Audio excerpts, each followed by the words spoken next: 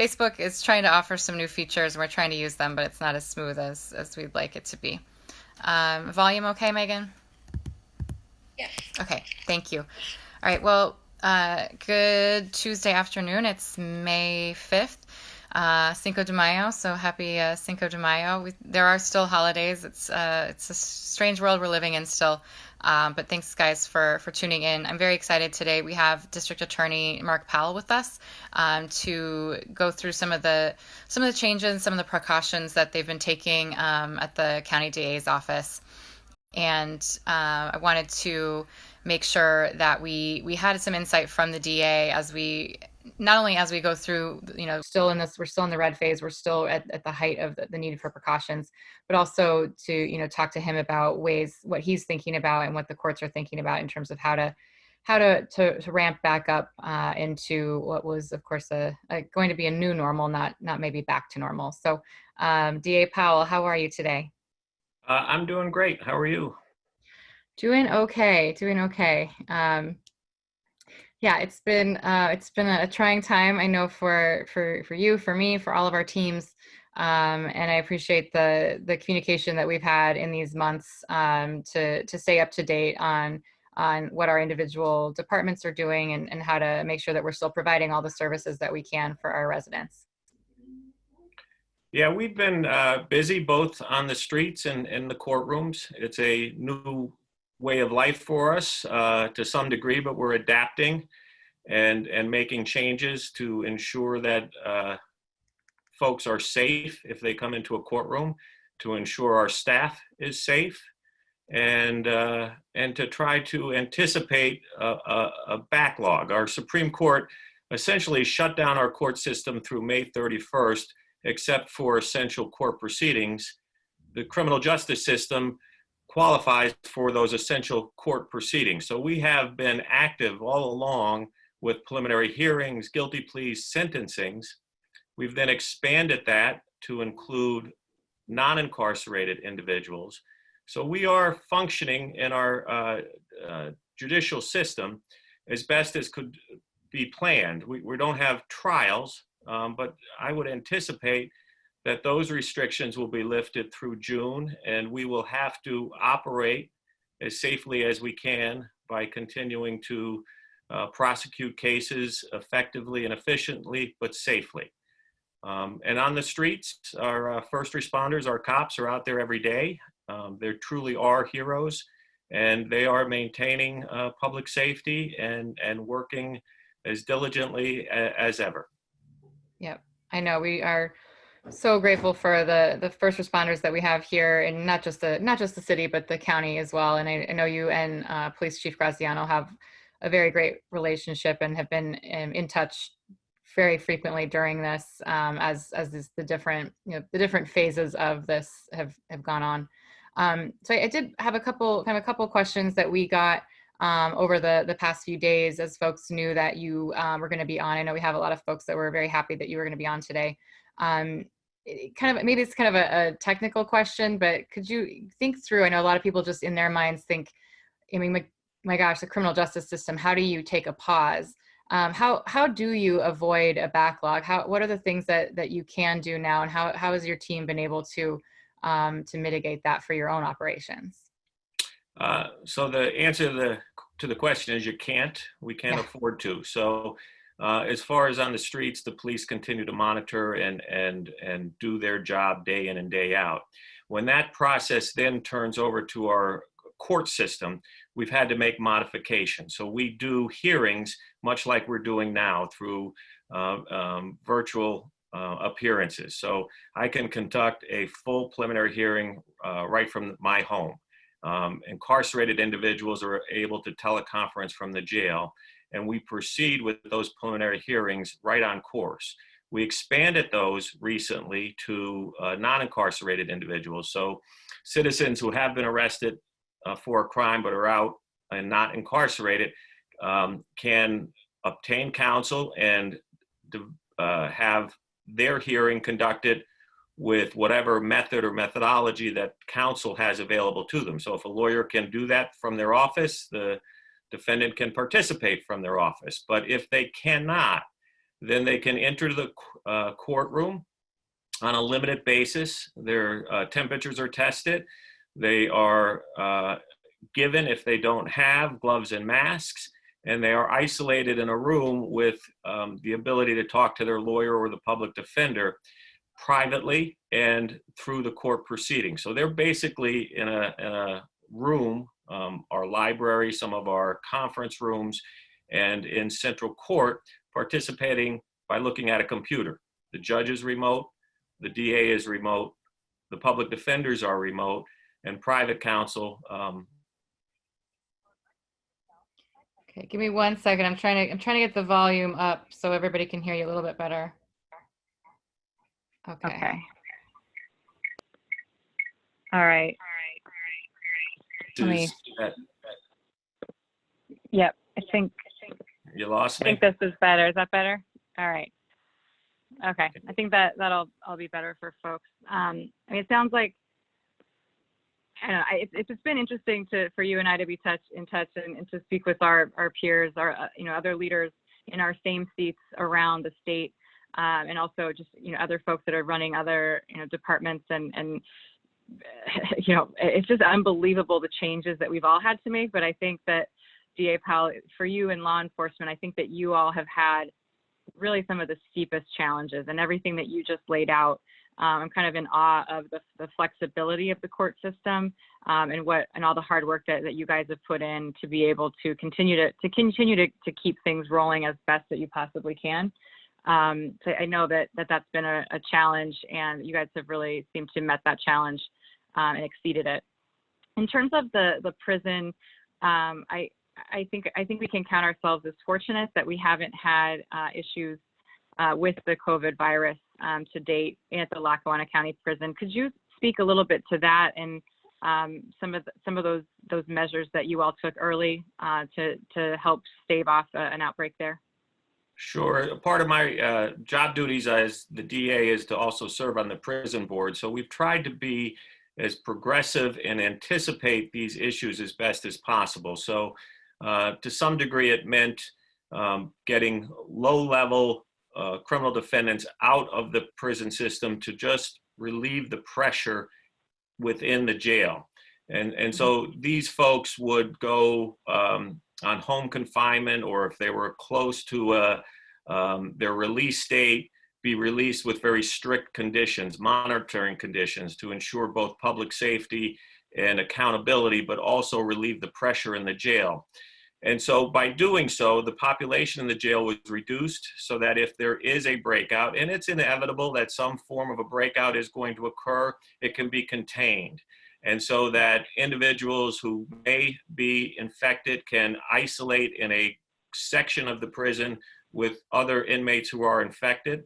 There's also a medical unit on staff to assist in those individuals. And then there are isolation rooms, limited, but for individuals who may come in to the prison system COVID possible. So Warden Betty has done an excellent job to try to anticipate all of these issues and to be able to incarcerate individuals who may be COVID positive without risking infection to the guards who are at great risk there, as well as other inmates.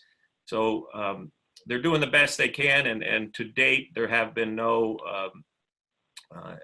confirmed diagnosis of individuals who have contracted the disease, but they are prepared as best they can in the event that occurs. Now, if someone needs urgent medical care, based on that, there are also provisions to have individuals treated at hospitals.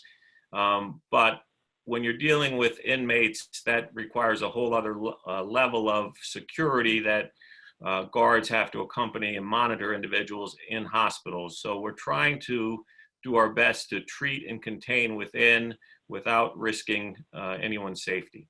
Yeah, it's amazing that the challenge of that is really so incredible. And given all of those challenges, do you have a sense? I know you're very active in the DA's Association across the state. What have you been talking about with your colleagues across the state? Are there what would you say the phases might look like for the courts and for you all at the DA's office? Well, I'm very proud of Lackawanna County because I view us as a leader across the state with some of the initiatives we've put into place. So certainly from a court function standpoint, we are really functioning at a high level. Most courts are not doing as much, but they are adapting. You know, this technology has been around for a long Yeah. time, but people haven't been forced to use it until recently. So it's really a matter of getting the court personnel up to speed to get comfortable with the technology. But it all can be done through the technology that is available. And so courts are getting up to speed. Personnel is getting up to speed. You know, even here in Lackawanna County, we had difficult times getting computers and remote access for everybody. But our DA's office has been functioning very well in that regard, and we've offered help and guidance to other counties across the state to walk them through the process to try to help everybody who's in a similar situation. Obviously, some counties that are small in the rural areas, they just don't have the same ability to participate as some of the larger counties, and some of the very large counties like Philly and Allegheny are just inundated with the amount of cases that they have to process. So we're doing our best. I think we're into this for the long haul. I don't think there's going to be an immediate fix come June 1st. I think we need to learn and adapt and function the best we can through the technology that's available, and that requires some people to get up to speed with the technology, but they're getting there. Everybody's working hard. Everybody's trying to function and work in the same direction. And the more we can do that as a team effort, even across the state with other DA's offices, I think the more everybody will benefit from it. We really just can't afford to stop or have a delay. There are certain delays and backlog that's going to be inevitable. It's going to be difficult to bring juries in the next several months. And that in and of itself is going to create a backlog that we have to evaluate on how to do that safely. But there are many functions in the court system that do not have to stop. And those are the ones, not only are we not stopping, we're pushing and trying to be very progressive to get those out of the way in order to anticipate the backlog with some other issues that we don't have quite as much control over. Right. Well, you and I have spoken before, just broadly before all this pandemic hit us, that Lackawanna County and Scranton actually have the opportunity to be innovative because of our size. We've got a large city center. Obviously, with Scranton, we have 220,000 or so folks in the county.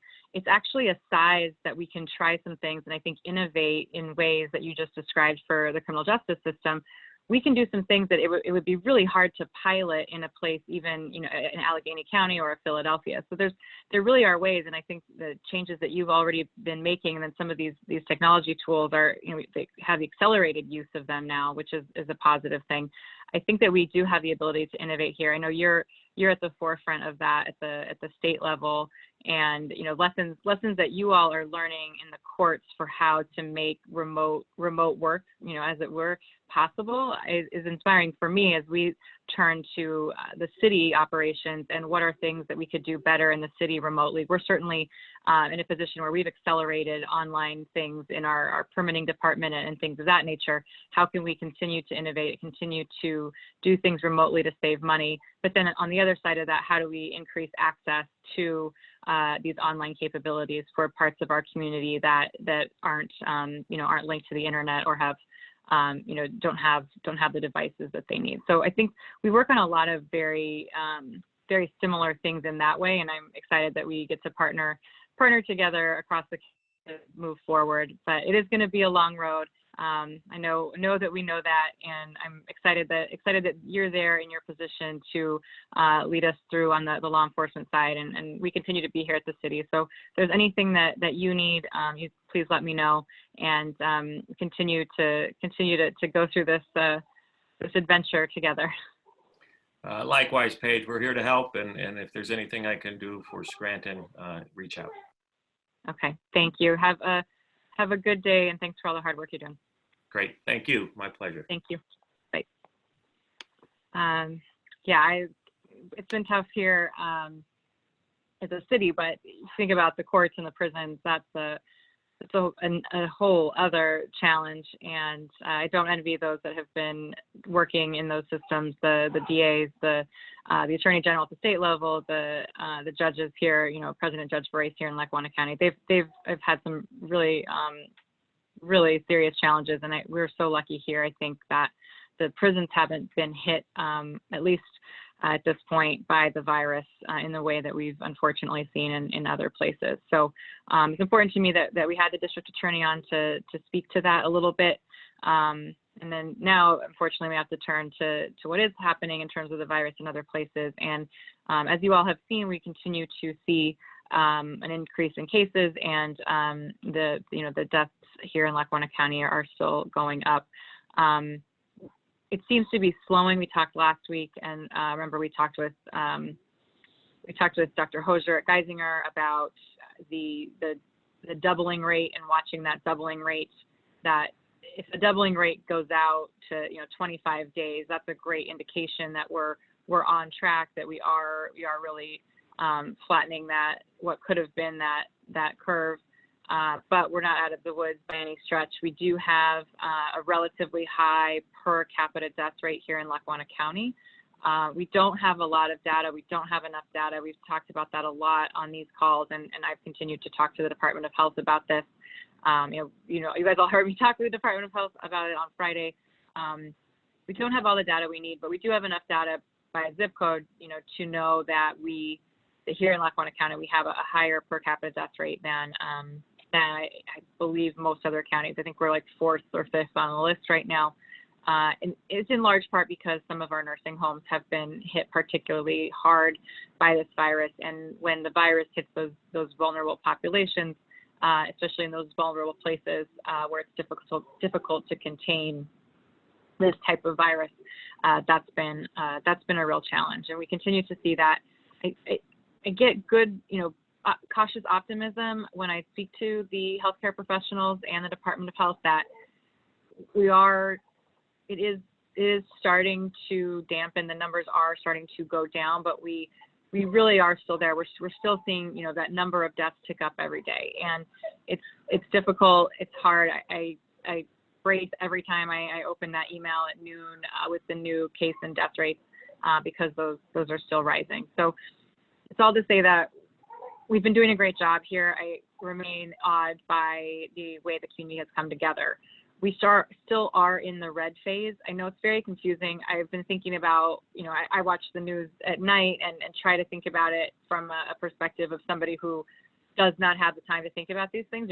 Most of you going about your regular lives, looking at this all the time. So I have to put myself in the shoes of somebody who's coming in, cold after a long day of work at 1 or 2 or even 3 jobs. What are they watching? Well, if you're watching the news right now, it's confusing because you have part of the state in the yellow phase, part of the state in the red phase. It absolutely makes sense. I think Governor Wolf's policy absolutely makes sense. Why keep a county in the red phase if their numbers don't look like, say, ours in Lackawanna County? That absolutely makes sense. But from a public information perspective, it would be hard to know because some of our media markets, the coverage that a television station, for example, has, some of these media markets, they have viewers in yellow and viewers in red. So that's a really difficult thing to understand and navigate. So we still are in the red phase. We still have all the same precautions here in Scranton and across the county that we've had for these last set of weeks. Everything that was closed before is still closed. I saw a question about hair. Believe me, I would like to go to the hairdresser myself. We're still not there yet. Dog groomers are still closed. These things that are open under yellow phase are not open here yet. And it is frustrating. I know it's frustrating for you guys out there. And it's frustrating. However, we can't go to yellow yet because we're not out of the red phase. Our numbers are still going up. We still are at risk for this spread to continue. It's not going, thankfully, at the rate that it was, but we're still there. So we're in red. It's still all those precautions. At some point soon, I hope that we can go to yellow. Even yellow, though, doesn't mean that we will that we really will be opening back up and that all businesses will be open. I think we talked about hairdressers and dog groomers being open, construction reopened on May 1st. Those were great things. But, I'm very concerned about our restaurants and our bars and their ability to reopen. In addition, have beyond takeout, be able to have patrons sitting in the restaurants and bars again. I'm very worried about that. I think that's a ways off. And that even yellow phase doesn't lift those restrictions. So we have to continue to be patient and continue to be respectful of why we're doing this. We're doing this to help save each other's lives, and the social distance when you're out at the stores, for those essential goods, when you're out at the park to get that fresh air for your mental and physical health, you still need to be social distancing. You still need to be wearing a mask when you're out of your own home. And I think that mask piece, that social distance piece, is going to continue for a long time. So, people I talk to, everything I read is that we're here for the long haul in terms of at least those social distancing precautions. So please do keep those masks. If you still haven't been able to get a mask, you can always call us at 348-4101. Happy to match you up with a mask here at the city. And it's important that we keep doing that. I feel very fortunate the level of seriousness with which Scranton residents are taking this, and we need to continue to do all of that. So again, we're still in a phase where you have to have symptoms to get tested.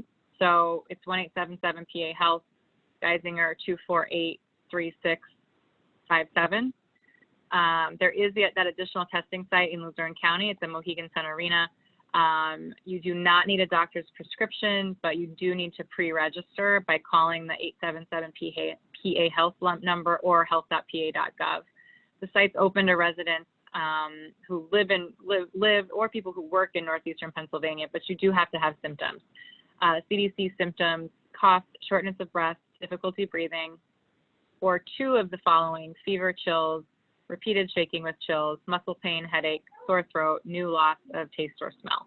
So that's an expanded set of symptoms from about 10 days ago on the CDC website. So that's good news, and that more symptoms qualify to go get those tests. As we know, testing is a huge issue. We don't have enough tests to safely reopen at this point. I know we're all frustrated by it. We continue to advocate for that. I know that the governor is certainly advocating for more testing, and it's a solution that we really need help from the federal government with, and I know that they're working on that. The state, as we heard last week, also is also working on increasing contact tracing. That's, if I have COVID, you would need to test my mother and my husband and the people that I've been in contact with to make sure that those people are isolating to stop the spread of the disease, spread of the virus at that point. So the contact tracing really needs to get up so that we can figure out how we can reopen. If we know who's got it and who's been around people that had it, we can actually contain the virus or hope to contain the virus. And that way the rest of us who haven't been exposed can go back and go to work and hopefully eventually eat at restaurants and, go to football games and do all the things that keep us all together and give us things to look forward to during the days and weeks. So let me just look at the guidance coming up. So other places that reopen on May 1st: golf courses, marinas, guided fishing trips, private campgrounds. The Lackawanna County parks are opening soon, I believe. I don't have it right here. I don't want to say they're open today if I don't know that. So I know that they're opening soon, so that's a great thing.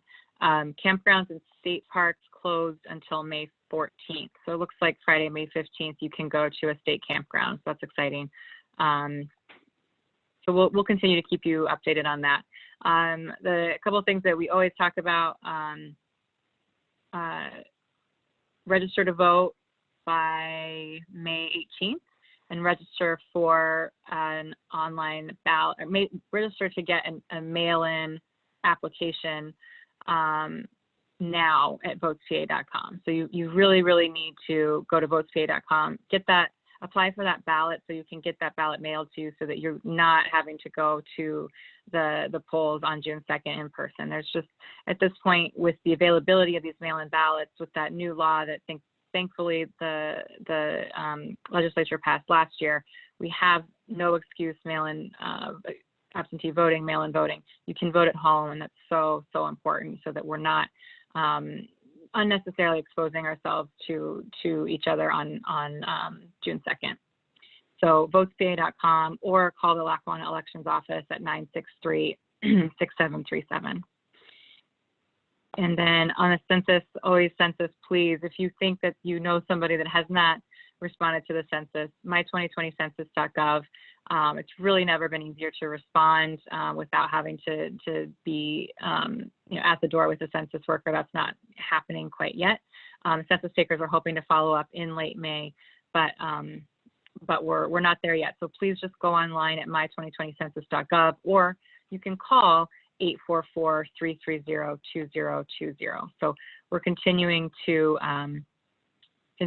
get that message out, and please think of your neighbors who might not go through their mail very often, or maybe they don't particularly pay attention to these types of things. Please remind them to answer the census. That's how we're going to get funding from the federal government for the next 10 years here in Scranton. 10 years. It's a crazy long time, and we need that money.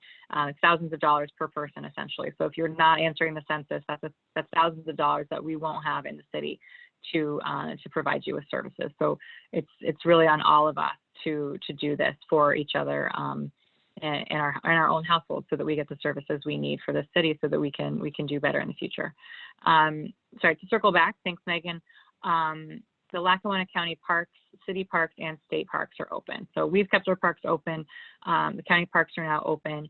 We still do have the precautions, so please don't go on the equipment. Basketball hoops are still boarded up. We still can't be sharing those touch surfaces. We still can't be having team sports where people are, going in for the layup and fouling each other and, sweating on each other. So please realize that the parks are there, but social distancing is absolutely in effect.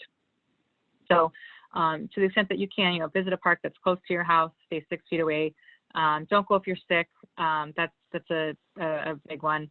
Try to get fresh air, outside of your door if you can, if you have been sick, but please don't expose yourself, have others exposed to you if you are sick or think you might be sick. And a good reminder there, we do have more pedestrians and people riding bikes on the road, which is fantastic, but please be vigilant. And remember, under 12, you've got to wear a helmet. So please, kids, parents out there, make sure that your kids are wearing helmets under 12. And I would argue everybody should wear a helmet. Why not? Especially, and this is a side note, motorcycle riders, I know you don't have to, but please wear a helmet. My dad rides, and he rides in Oregon where you have to have a helmet, but even when he goes into Idaho, for example, where there's no helmet law, and why would you not wear a helmet? We can have that side discussion another time, but please, for yourself and others, wear those helmets whether you're a kid or an adult. All right, so let's get into some questions. Unemployment. Unfortunately, I don't have a great update there. The wait times are still pretty fierce and frustrating, and I know it's frustrating for all of you that are out there. I think I am confident that you will get the benefits that you need. I know that you need them now, not later. If you are in need of services in the meantime to help put food on the table, or have questions about rent relief or utility relief, those types of things, you can dial 211. That's a great resource to start with, or you can go to our website. There's lots of resources at scrantonpa.gov that list the various programs that are out there to help you while you may be waiting for an unemployment check. So again, it's uc.pa.gov to apply, submit that documentation. Other ways to reach, okay. So I'll just read off these tips and we can post them too. So before you call, you can, so check your claim status in line. If you haven't received your U.S. Bank Relia Card debit card, log into your UC unemployment account online. and verify your mailing address. Wouldn't want to be waiting for something, but the address was wrong. And so, definitely apply online if you can, and wait at least 3 weeks before you request a new PIN. So that's a key thing that we've learned too, is if you wait 3 weeks to request your PIN, if you keep requesting the PIN, you're participating in the backlog. So try to wait 3 weeks before requesting a new PIN. There is a virtual assistant function now. It's 877-978-1295. Again, 877-978-1295. It's a virtual assistant live chat Monday through Friday, 8 to 5. That phone number is 888-313-7284. So 888-313-7284, or email uchelp@pa.gov. So I won't go through all of the food drives, the daily ones. Those stand, the Friends of the Poor, their venue changes every week. So tomorrow, May 6th, from 2:30 to 5:30, YMCA Dunmore, 706 North Blakely. And again, on-site registration is available, and the distribution drive-through only. So tomorrow, Friends of the Poor, drive-through food, 2:30 to 5:30 at the YMCA in Dunmore at 706 North Blakely. So excellent there. And very soon we'll have the total that we were able to raise for the Heart of Scranton virtual fundraiser alongside the Scranton Area Foundation last week. We're very pleased, more than pleased, just astounded really at the generosity of the people in this community to make sure that we are getting food onto the tables. And giving to that effort, all the funds donated there, it goes straight to Friends of the Poor, to Meals on Wheels, to the food bank for exactly these purposes of getting these food drive-throughs going or sustained. So there's always food to be delivered or to help our neighbors. So I so appreciate everybody's help out there. So we've got quite a few questions today, so let me get to those. Tom says, there's an increase of four-wheelers on the roads. Okay, sorry. There is just a statement, there is an increase of four-wheelers on the roads. Yes, okay. So even though Pennsylvania does have a law it has provisions to make riding ATVs and snowmobiles on public roads legal during emergency situations, they have not been acted during the COVID-19 health emergency. So please don't be riding your ATVs on the roads. I know that's been a big issue in a lot of places. The county parks are open, the state parks are open. Places that have ATV trails, please, really please use your ATV where you're supposed to and not on our streets. It does stress me out every time I see those.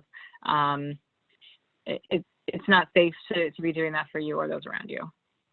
Alice, thank you. She says, please remind people not to litter. I'm finding gloves in my yard. That's gross. Don't make Alice have to pick up her own litter. Please. If you see somebody littering, I really, that's sad. So please don't litter. Don't let, your kids litter.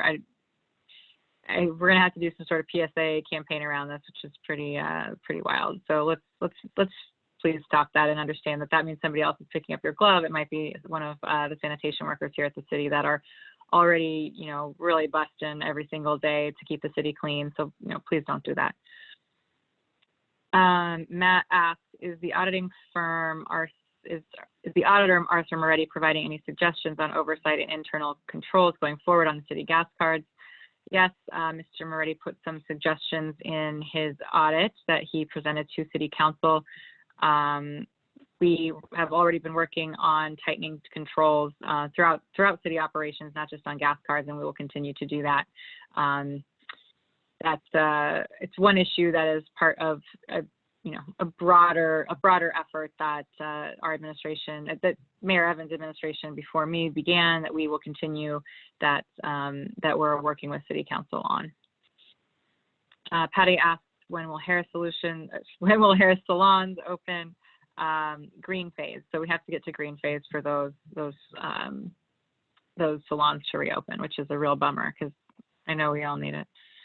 It's I hope it's one of the funnier things. I don't know. I think we can all be okay without a haircut not funny is the impact on people's businesses. So we're still working and trying to roll out more programming locally here to help support small businesses.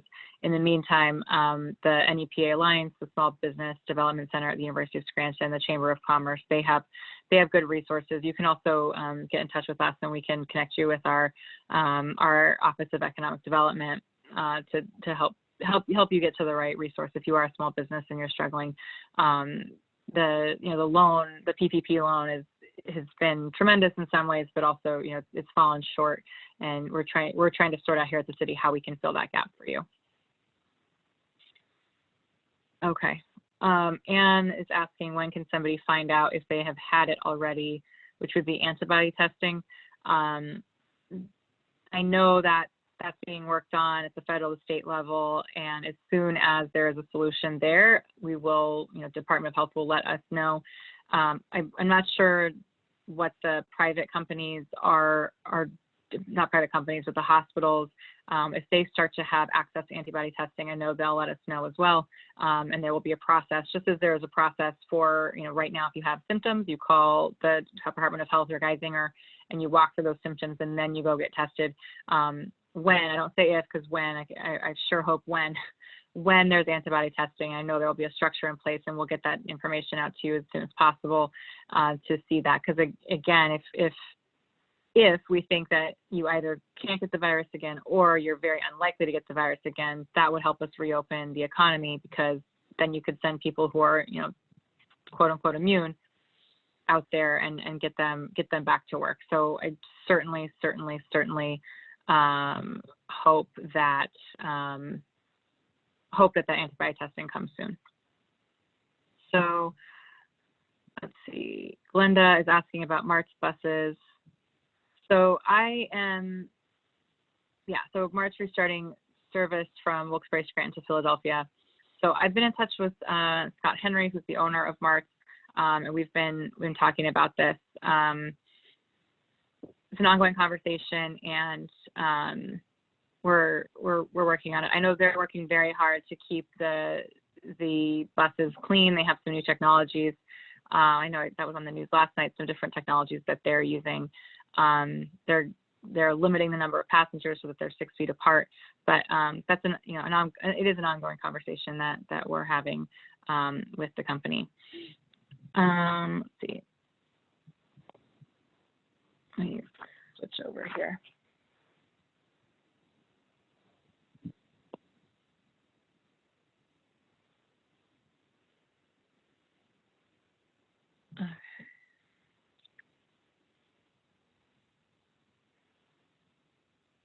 All right, just let me get back to the queues.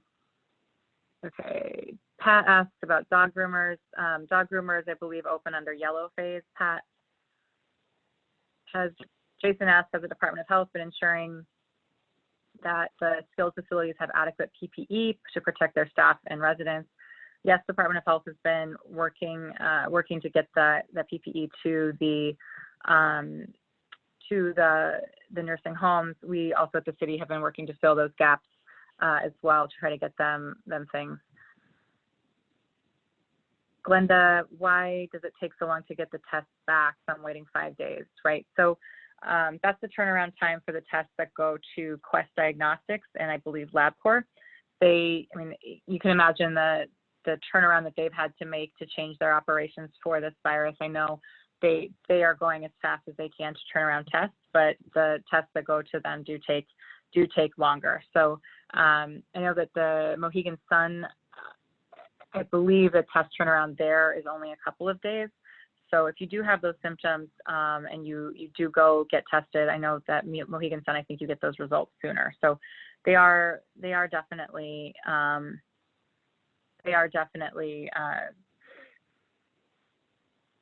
working on that response time. Okay. Yeah, and Anne Marie, same. Can we have testing here for people with no symptoms? I certainly hope that's coming on soon. They have to get the volume of the actual tests up in order to open that up. Let's see. 7, what counties do they plan opening back up? You can go to DOH.gov to see the map. It's basically about, I'd say about 40% of the state is open, and that's north, central, and northwest. That's the yellow phase, whereas we here in the Northeast and then all through the entirety of Philadelphia and southeastern Pennsylvania, south central Pennsylvania, and the Southwest in Allegheny County, that is those are what are open. So it's yellow phase now, and we'll see. This is all really live in terms of what's yellow, what's red, and no one is green yet. So that's important to note too. I know some states have kind of reopened completely. That's not where Pennsylvania is. I think Governor Wolf is doing a good job of making sure we don't jump the gun. Let's see.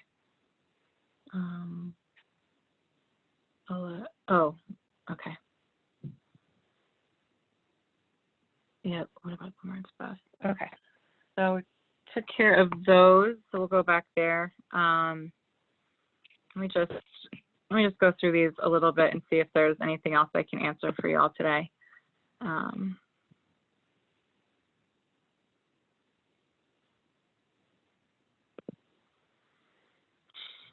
Okay. Let me just go. I'm on my phone here, so it's a little bit tedious to go through the questions. So let me. I see that there's a question about a park being open. The parks are open, but not the play structures. So that is important. If the tape is down at Crowley Park, that play equipment tape is not supposed to be taken down. So we will make sure that goes back up. We're still in red phase. We're still not able to, people are still dying from this. We still aren't going to be using that play equipment right now. So Rick, you're asking, can someone not wearing a mask while shopping be ticketed?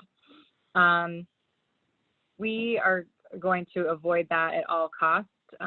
We believe that this is something that people should understand and understand why they need to wear a mask. Business owners have the right to refuse service in this case, and if they have, people should be respectful of that. Really, just please wear a mask. I mean, I don't think it's something that we should be ticketing people for. It's something that you should just do, and just either don't go out if you don't want to wear a mask, or if you need to go out, wear a mask. Suck it up. We're all sucking it up. It's uncomfortable, but it's just what we need to do to protect each other. So please be respectful of other people and wear a mask. Sharon asked about when people who have taken advantage of the gas cards be paying money back to the city. It's the audit. There's some alleged impropriety there. The problem with things that happen in the past in these situations is that it's very difficult for a city to get back money that it's owed in this case, and that's why the waste, fraud, and abuse of taxpayer money is such a big deal. That's the problem. I mean, think back to this when I was on the school board in 2018, and we were following on the Editor General's audit. There were some people that got in trouble for it, but the school district didn't see any of that money come back. And that's why it's so important to have controls. That's why it's so important that we have good people working in public service, because it's really hard to claw back those funds. It would be arguably more expensive to try to claw back that money than to just let it go. And it's so frustrating. I know it was extraordinarily frustrating when I was on the school board that we weren't going to see all that money that was paid out in healthcare to a private employee. Like that's $400,000 that the school district should get back. That's not going to get back. It's infuriating. It's infuriating. It infuriates me. All these examples like that. So that's why we have to work so hard. I think that's why I'm here. That's why you all are watching there. We are optimistic that we can turn this around in the city. The school district is turning around. We're turning around. We're fixing these things and making sure that we have, people in the city government that are there for the right reasons, that aren't there to take advantage of poor controls, that there aren't poor controls to start with. It is just, it's so angering when people take advantage. It's angering when you can picture someone not having to pay for something that you have to pay for, that's not fair. It's not fair whether it's a public employee or someone abusing the system in some other way in some other venue. You have the right to be angry about the abuses of the system over the decades here in Scranton. And I'm here working well with City Council to try to fix all of these things. We've got good teams in place. We've got people here that are here for the right reasons, and we're working hard to fix the things that have been broken in the past so that we can all understand what it means to be a city, understand, what are those services that the city can provide for you, make it easier for you to do business with the city, like we're doing by communicating right now. Be here for you, be transparent, ask your questions. And I think one of the biggest qualities that I hope I offer is not giving you answers that I don't know. There's a lot of things that we take back and we try to get answers for you. This is a community conversation, and this whole, even past the pandemic, we'll continue to have these community conversations and understand what your needs are, where the holes are, where those gaps in services are, and how we can help you fix them. That's deeply important to me and my administration. I know it's important to all of you out there, and we're really trying to do everything that we can to listen. That's such an important piece of all of this, is to listen to what you need, listen to the emotions that you feel. And there's anger out there at the missteps of the past, and that anger is justified. It's also important that we take that anger and take the strength of that emotion and apply it to fixing things and moving forward. So if there's any silver lining to this crisis, I think it's that we're able to focus as a community on the things that matter the most, each other's health, our livelihoods, how we communicate and celebrate each other, and how we come together as a community. The fundraiser last week is a great example. All the volunteers, all of you out there donating blood, running meals for Salvation Army, running meals for Meals on Wheels. All of that speaks to what this community is, and I strive to match at the city in our operations and our services what you do on a daily basis for the city. So I think that's probably a good place to end today. It's a really interesting time, and I'm grateful for our communication and all the back and forth we have. So we'll continue it on Friday. I know we have Terry Ooms from the Public Policy Institute. She's going to be talking a little bit about our economy and how to put into perspective what's happening and maybe where we go from here. What is the data that we look at to try to shape policies and shape the way that we move forward? It's a challenge for all of us, but I know we're all in it together. I appreciate all of you out there for tuning in. So see you at noon on Friday. Please be safe. Please don't litter. Please wear your mask, and please be well. Thank you.